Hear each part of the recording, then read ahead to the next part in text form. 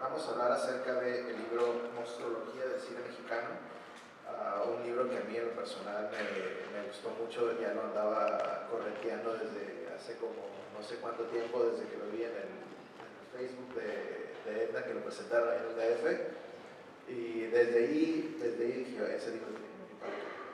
Y ahí fue como ya tenía contacto con Edna, y ya hicimos la invitación para que estuvieran por acá. A mí me gustaría que primero habláramos acerca de cómo se dio el libro, cómo es que nace la idea y un poco también acerca del tono que le dieron, porque es un tono muy, muy divertido el que le dieron al libro. Sobre el origen del libro de Monstruología, un poco en las reseñas que nos acabas de leer, ahí se cuenta este cruce de intereses que tenemos los autores del libro y que nos hicieron, digamos, proyectar en algún momento de nuestro trabajo colaborativo un tipo de publicación como la que ahora tenemos, ¿no? Que es Monstruología del cine mexicano. Originalmente, digamos, donde empezamos a ensayar este tipo de propuestas entre literarias y lúdicas, fue en un programa de radio, justamente. En la primera versión que hicimos de Cinefagia en Radio, que fue hace 10 años, ahí empezamos a hacer unas cápsulas pequeñas, obvio, son cápsulas radiofónicas, en las que presentábamos una especie de ficha de criaturas cinematográficas y hablábamos, pues, con un tono un poco paródico justamente, ¿no? Lúdico, algo de humor, sobre cómo se comportaban, en qué ambientes se desarrollaban, dónde los podíamos encontrar, ¿no? Cuáles eran sus características principales. No estaban enfocadas al cine nacional, hablábamos de algunos personajes del cine internacional y algunos también del cine mexicano, y de ahí nació un poco la idea, ¿no? de esta colaboración en radio en la que nos dividían los guiones, yo hacía la producción, y luego de algunos años retomamos esta misma idea, pero con la intención de convertirlo ya en un producto distinto, ya no en un producto radiofónico, audiovisual, sino en un producto editorial. No teníamos exactamente una idea, digamos, como la que terminó siendo el libro. Estábamos divagando, ¿no? Un poco si iban a hacer una especie de carteles o un álbum o unas estampas, ¿no? Con estas criaturas del cine mexicano. Finalmente, ya cuando nos acercamos, nuestras primeras reuniones con los editores, la Casa de Cerillos, con ellos ya llegamos a un acuerdo de darle la forma de libro y bueno, ellos nos ayudaron mucho a encauzar el proyecto, ¿no? Porque este cine, dentro de la historia, de la gran historia del cine mexicano, que está perfectamente bien documentada, muy bien estudiada, analizada, a partir de figuras, géneros, nombres, directores, actores, etc., el cine de terror siempre se ha mantenido un poco olvidado. Ha sido un género que ha sido motivo de escarnio, que ha sido motivo de desprecio incluso. Lo de menos es que se burlaran, lo peor es que lo desprecian. Y la crítica oficial, la historiografía del cine oficial lo ha despreciado sin ni siquiera verlo. Creo que ese es uno de los grandes problemas de la cultura cinematográfica oficial, que desprecian un género sin conocerlo en su mayor medida, ¿no?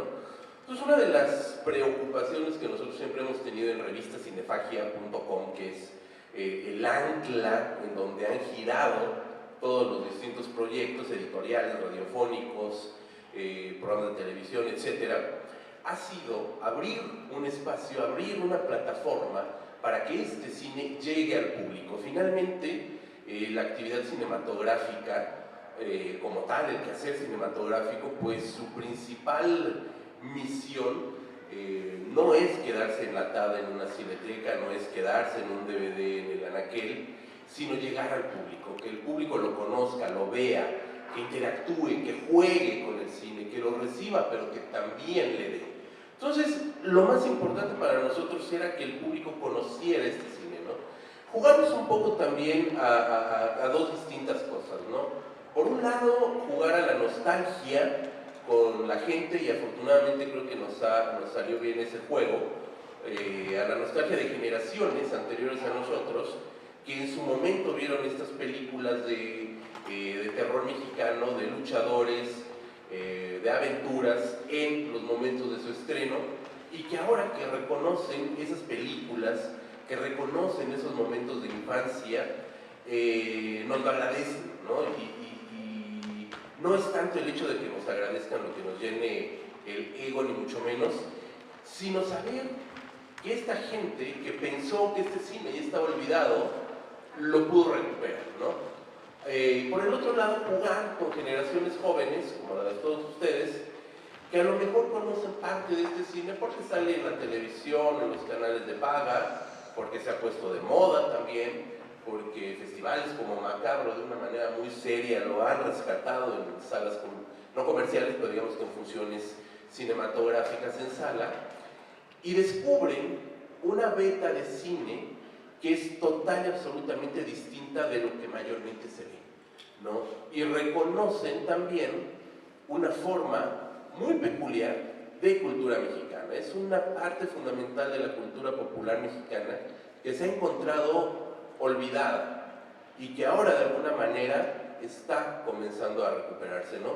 Creo que por ese lado la mostrología del cine mexicano pues ha cumplido un poco, queremos decir, poner un granito de arena en esta misión de hacer que este cine tenga una nueva vida y llegue al público, la meta final de toda obra cinematográfica, llegar al público, ¿no? ¿Cómo es que llegaron a estas películas para este libro? Porque no es todo el universo de películas del cine mexicano de terror, fantástico, o que en algún momento manejan este tipo de criaturas. ¿Cómo fue que acotaron a estas películas en este libro? Fue un ejercicio muy interesante porque, digamos, el primer momento de la definición del libro fue en una reunión así informal, ¿no?, de cafetería. Nos sentamos juntos, los cuatro, y empezamos a tirar de memoria nombres de criaturas, ¿no? Algunos no nos acordamos exactamente, pero nos acordamos del título de la película, la criatura que sale en tal película. Algunos recordábamos, en algunas ocasiones recordábamos los nombres del monstruo, pero no de la película que era. Entonces fue un ejercicio como de memoria, pero en ese mismo ejercicio, en el que estuvimos unas cuantas sesiones, pudimos hacer una lista de casi 200 criaturas, ¿no?, de estos monstruos del cine mexicano.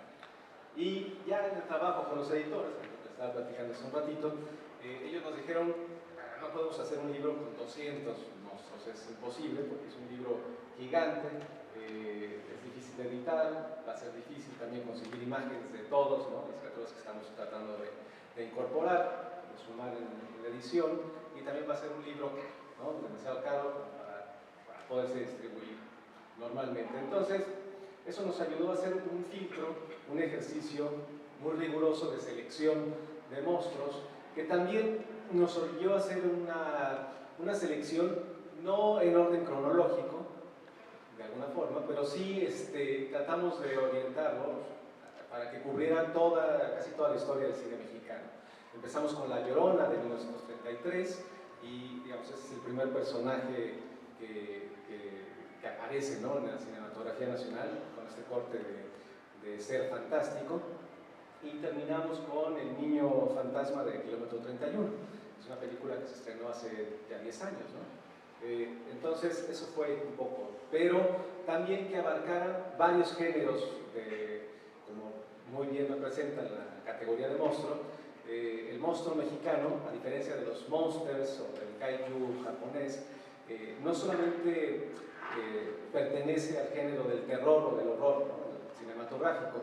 Nuestro monstruo mexicano aparece en distintos géneros, o sea, puede aparecer de repente, ¿no?, en la comedia ranchera, en las películas infantiles, en las comedias urbanas, ¿no?, del cine de ficheras también. O sea, tiene cabida en todo ese espectro de los géneros mexicanos, algunos incluso de nuestros géneros vernáculos también, ¿no?, como el cine de luchadores. Ahí es donde encontramos también una gran variedad de monstruos, donde se han donde se han propuesto un montón de criaturas como antagonistas de los luchadores en general, ¿no? Entonces quisimos hacer ese ejercicio de seleccionar, hacer como un buen espectro, ¿no?, cronológico, pero también genérico, ¿no?, de criaturas que han aparecido en distintos géneros, y para eso pues, nos sirvió pensarlo como una especie de genealogía, digamos, ¿no?, de zoología. Entonces hicimos familias, los agrupamos por familias, y ahí es donde surge esta propuesta de, por ejemplo, alimañas, de aparecidos, ¿no?, que son los fantasmas, de chupasangres, que serían los vampiros, electrodomésticos, o los robots, los etes, que son los extraterrestres, humanoides, en fin, hicimos varias categorías para agrupar estas, digamos, 10 familias, y en cada una de estas familias agrupamos a 5 criaturas. Eso fue lo que nos permitió, digamos, hacer una propuesta, un panorama de la monstruología más completo. Sí, algo que comentábamos también antes de iniciar. Una manera también interesante de sacarle más carne, más jugo a este tema, era evitar ser repetitivos, ¿no? Creo que también parte de la monstruología como ciencia, ¿no?, es saber hacer este discernimiento de las figuras. ¿Por qué? Hay figuras que son clasiquísimas. El vampiro, por ejemplo, es una figura reiterativa en el cine fantástico mexicano, y la mayoría de ellos tiene como punto de referencia el Drácula clásico, el Drácula de Bram Stoker, el Drácula de las películas de Universal Films. Entonces lo que nosotros quisimos hacer con las figuras de vampiros no era repetir 5 vampiros que fueran iguales, no que fuera Guillermo Murray, Carlos Agosti y Germán Robles, por citar estos actores y estos vampiros clásicos, porque básicamente era la misma figura, ¿no? Entonces, aparte de este ejercicio también que estuvimos haciendo, fue buscar figuras que se incorporaran en estas familias, pero que representaran cada uno de ellos un modelo, un arquetipo propio, ¿no? Entonces, por ejemplo, siguiendo con el tema de vampiros, por eso tenemos una figurita tan simpática, graciosa, dedicada más al público infantil como era Chiqui Drácula, tuvo su propia película, como por otro lado el vampiro T-8, que era uno de los clásicos fundamentales de la sexicomedia mexicana de los años 80, como El vampiro de Germán Robles, una de las películas de terror mexicano internacionalmente celebradas, ¿no? Entonces, creo que eso nos permitió también abrir un abanico, no centrarnos solamente en el cine de terror, que eso es importante, sino, como bien comenta Octavio, ubicar al monstruo así como suena y como se escribe, mexicano, ¿no? ¿Por qué no utilizar monstruo? Bueno, porque evidentemente el espíritu de esas películas, el espíritu de este cine, era tropicalizar los mitos clásicos del cine de terror. Los mitos clásicos que vienen de la literatura, gótica, que brincan a Universal Films en los años 30, que brincan a Hammer Films británica en los años 50, pero que en México no encuentran las condiciones necesarias o las condiciones idóneas para generar un gótico clásico, y tienen que reinterpretarse, ¿no? El ejemplo que siempre ponemos, y que es un ejemplo muy estudiado, es justo el caso del vampiro, como el castillo es sustituido por una hacienda, la figura del conde por unos exhacendarios, una hacienda post-revolucionaria en ruinas sería el equivalente a la clase aristocrática europea decaída y allá en decadencia. Entonces tuvieron que adaptar de alguna forma todos estos tópicos clásicos del horror para que pudieran tener presencia en México, ¿no? En México, en lugar de tener un valgense, pues tenemos a Santo, el enmascarado de plata, ¿no? Entonces era un poco como jugar, ¿no?, con estas figuras y mexicanizarlas, ¿no? De allí que nosotros tomáramos este espíritu, que pues, no inventamos, sino que más bien adaptamos, y decir que no son monstruos, sino son monstruos, que también es una palabra clásica mexicana que aparecía, tenía entrada en la RAE, y que justamente es la palabra que desde niños, por un problema fonético, por un problema de algo, cuando eres niño dices monstruo en lugar de monstruo, ¿no? Entonces es como acercarnos también de dos formas a esta palabra y jugar con esos personajes, ¿no? Que eso es algo también que nos interesó mucho, que platicábamos anoche también, era no burlarnos de estas figuras. ¿Por qué? Porque los cuatro autores, Marco González Ambriz, Rodrigo, que no están aquí con nosotros, y nosotros dos, amamos este cine, ¿no? Y respetamos profundamente este cine, ¿no? Y lo que no quisimos hacer es repetir el error del que hablaba en el principio, de hablar o escribir sin conocimiento de causa. Todas las películas que aparecen en este libro, que mencionamos en este libro, son películas que hemos visto en el largo de la vida, pero que además para escribir este libro nos sentamos a ver nuevamente 1, 2, 3 veces, estudiarla, analizarla, estudiar el guión, estudiar la puesta en escena, escribir un texto y después sentarnos los cuatro a tallerear esos textos, ¿no?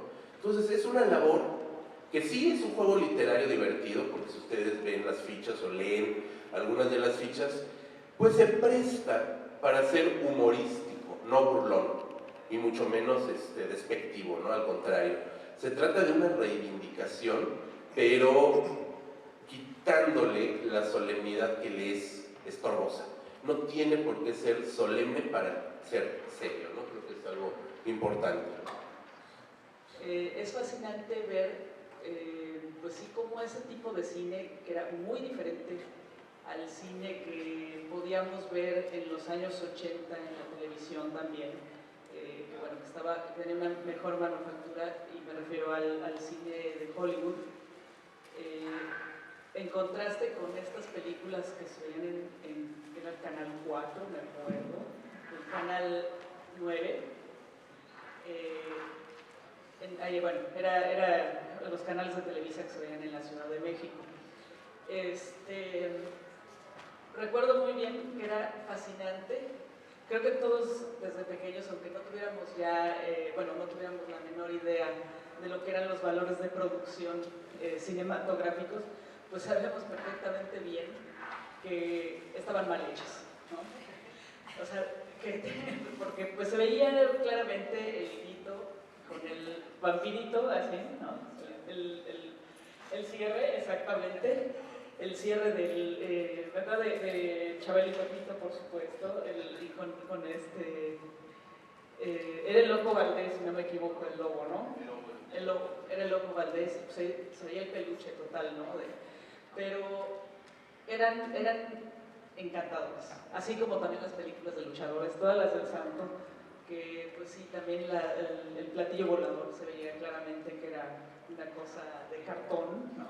O que eran pintados, y que bueno, creo que le daban un sabor diferente a pues lo que era ver el cine, ¿no? Porque bueno, posteriormente cuando empiezas a aprender sobre cine y que inevitablemente pues te vas inclinando de alguna manera por lo que se supone que sí está bien hecho, por lo que se supone que es el cine de arte, por lo que es el cine industrial, profesional, impuesto desde la visión de Hollywood, pues dices, no, o sea, empiezas a rechazarlo, ¿no? Pero después viene esta reapropiación que creo que se ha hecho recientemente de todo este cine, en el cual empiezas a valorarlo, porque era un cine que, pues sí, era hecho como negocio, ¿no? Se vendía muy bien además, a diferencia desgraciadamente, de lo que es el cine mexicano actualmente, que muchas veces pues podemos ver películas que son de muy buena manufactura, que tienen pues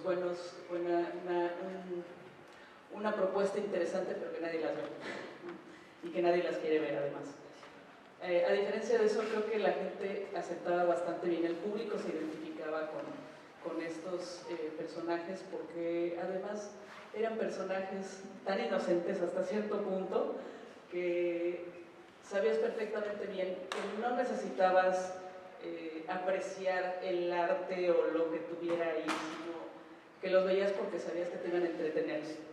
Yo por mi parte les voy a hablar de lo maravilloso que es este libro, y voy a tratar de no reseñarlo, pero sí de recomendárselos, de invitarlos a que lo lean, lo importante que es. Yo la verdad conozco el trabajo de ellos, conozco el trabajo de Edna también. Cuando anunciaron este libro, a mí me llamó mucho la atención porque algo que es muy importante en cualquier ámbito del cine es la lectura y conocer por qué pasan las cosas que pasan, ¿no? En el caso del cine mexicano, sobre todo en el cine de horror y en el cine de horror en general, pues hay orígenes, hay razones en las que se desarrollan. Voy a tomar partes de lo que dijo cada uno porque tiene mucho que ver esto. El cine mexicano nace de una manera, el cine mexicano de horror, perdón. Lo mencionaba Jorge Ayala Blanco y en su momento también la escritora Norma Lazo, que hay ciertos procesos de desarrollo dentro del género, de todos los géneros, ¿no? Pero ahorita estamos específicamente dentro del horror, perdón. Es primeramente el alumbramiento, que es cuando vemos a los directores que están experimentando, que vemos las películas como cuestiones originales, ¿no? Después viene la comercialización, que es cuando ya se hace en masa. Por poner unos ejemplos, digamos que el alumbramiento es cuando el Universal saca sus monstruos, Todd Browning, James Whale con el Frankenstein, y después la comercialización es cuando se hace ya masivo, ¿no? Que empiezan a explotar el género. Después viene la parodia, cuando ya se empiezan a reír de ellos mismos, y después viene la deconstrucción. Dicen que el cine de horror mexicano se brincó 2 puntos y se brincó a la parodia, no por conocimiento de decir, vamos a hacer parodia, ¿no? Porque nos gusta hacer parodia, no, sino se brinca precisamente por lo que mencionan ellos, porque hay una manera de adaptar todo esto, pues era difícil, ¿no? Entonces entran como a la parodia, vemos a los luchadores, que ustedes mismos dicen, estas películas están señaladas con una estrellita, las de los monstruos que sacamos, y las que no tienen estrellita, pues no. Entonces uno se queda en el análisis también, y que les preguntaría después por qué, incluso ya lo dijeron, ¿no? Porque algunos son repetitivos, entonces los engloban, ¿no? Entonces creo que el ejercicio que ustedes hacen dentro del libro, de esta depuración que hacen dentro del libro, queda a la perfección para entender de manera general, que es muy difícil a veces porque nunca falta el que dice, no, faltó este, no, ay, ¿por qué no están los marcianos de Keiko el rescate, ¿no? Diría yo, Hugo Stiglitz, ¿no?